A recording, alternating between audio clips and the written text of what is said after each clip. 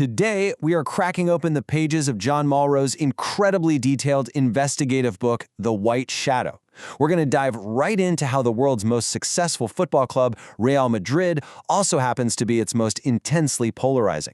I mean, we are talking about an institution that people simply cannot be neutral about. You either love them or you absolutely hate them. So, what does this all mean? Well, here is the core tension we're going to unravel in today's explainer.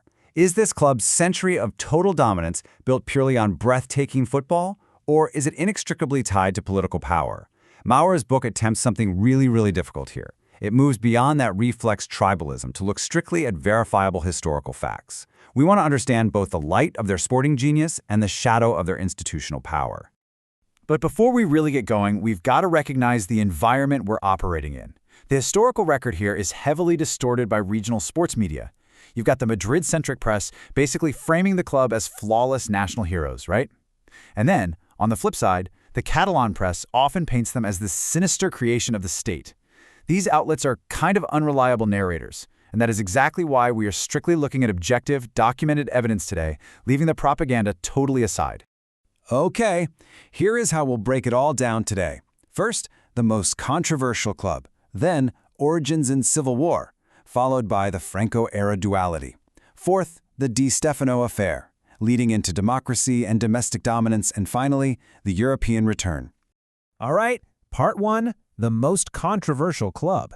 You really can't understand the controversy without first understanding the sheer magnitude of the success. 15. That is 15 European Cups. To put that into perspective, it's a staggering number that is completely unmatched by literally any other club in the history of the sport. And you know, success of this absolute magnitude naturally breeds deep resentment and myth-making from both sides. For the supporters, it's ironclad proof of divine sporting aristocracy. But for critics, it's a number so massive they feel it just has to be the result of institutional favoritism. Moving on to part two, origins and civil war. Let's rewind all the way back to the very beginning in 1902 to see where the first seeds of structural alignment were planted. By 1920, the club received a very important gift of patronage, the real or royal prefix. Now, the official view is that, this was just a common honorific granted by King Alfonso XIII to a bunch of clubs, like Real Betis and Real Sociedad. Nothing to see here. But critics? They argued this exact moment laid the absolute foundation for a club that would spend the next century aligning itself with and exploiting state power. Then the Spanish Civil War happens, completely devastating the club. But look at this timeline of their recovery, it's pretty wild. By 1943, Santiago Bernabéu, a former player who actually fought for Franco's nationalist forces, becomes president. And by 1947, he miraculously rebuilds a wrecked club and erects a massive 75,000-seat stadium right in the middle of a severe economic depression. How did he pull that off? Well, through member bonds, sure, but also through prime land acquisitions that were heavily aided by his deep political connections to the new regime. And that brings us to part three. The Franco-era duality. This is the most heated debate in Spanish football, right here. Before we talk about the dictator himself, we've got to contextualize a vital structural reality. Madrid naturally held a massive economic and demographic edge over the periphery. I mean, think about it. As the capital city, it had the largest labor market, the biggest consumer base, and a huge concentration of corporate wealth. This structural capital city advantage inherently favored Real Madrid, completely independent of Franco's regime. So the crucial point here is this. Franco himself actually had very little personal interest in football. Honestly, he preferred hunting and golf.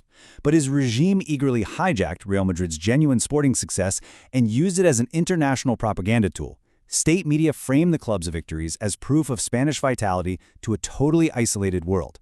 So the regime didn't magically manufacture the wins on the pitch, but they absolutely appropriated them for their own ends. Let's move to part four, the Di Stéfano affair.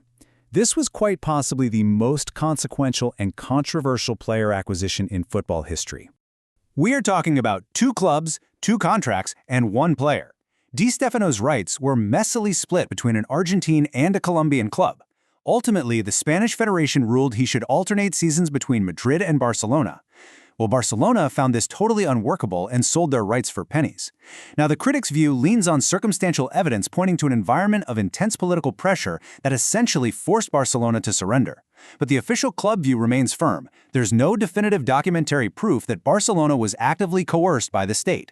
They argue Barcelona simply made a terrible business decision. However, the shadow of politics cannot obscure the light of the pitch.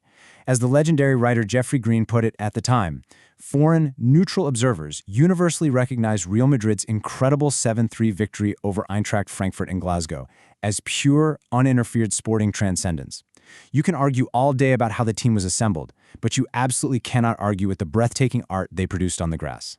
The undeniable truth is that these foreign stars, Di Stéfano from Argentina, Puskás, who is a Hungarian refugee, and Gento, the blazing Spanish winger, went out and won 5 consecutive European Cups.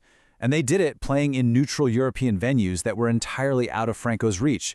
They won purely through a level of technical and tactical mastery that the world had literally never seen before. Which leads us to Part 5, Democracy and Domestic Dominance.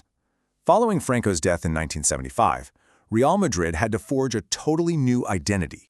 So they birthed the famous La Quinta del Buitre generation in the 1980s, but they kind of lived in this yes-but reality. Yes, this group of brilliant local Spanish Academy players completely dominated La Liga, winning 5 consecutive titles. But they were brutally exposed against superior European competition. This was perfectly highlighted by a shocking 5-0 humiliation at the hands of AC Milan. 32. That is 32 agonizing years without winning a single European Cup. From their 6th Cup in 1966 all the way to 1998, the club suffered a profound identity crisis. They were domestic kings for sure, but European ghosts. It really proved that without adapting to modern European tactics, all those structural advantages back in Spain just weren't enough. Let's wrap things up with Part 6, the European return. In the late 1990s, Lorenzo Sanz engineered the club's dramatic return to European royalty. But of course, it wasn't without massive financial controversy. To fund their ambitions, Madrid sold their training ground to the city. Here's that duality again. Critics see illegal state aid and a massive overpayment by a politically aligned local government to bail out a debt-ridden club. The club, on the other hand, maintains it was just a standard commercial transaction. Ultimately, while it was heavily scrutinized by the European Commission, the courts threw out the state aid allegations on procedural grounds. The shadow of institutional advantage lingered, but that cash injection secured their future. Commercial maneuvering aside, their return to the summit was earned out on the grass. 1998 and 2000 brought the Champions League trophy back to Madrid, and it was achieved by a spectacular blend of local heroes like Raúl and global superstars like Roberto Carlos, a guy who literally revolutionized the physics of the attacking fullback role. They adopted, they evolved, and they won. As we finish up this explainer, I want to leave you with a final thought to mull over. Can we ever fully separate the systemic advantages of an institution, the political connections, the capital city wealth, those controversial land deals, from the undeniable, transcendent beauty of the game it plays? Mauro's book shows us that the shadow and the light exist together. You kind of can't have one without the other. What do you think? Keep questioning the history behind the headlines, and thanks for exploring this with me today.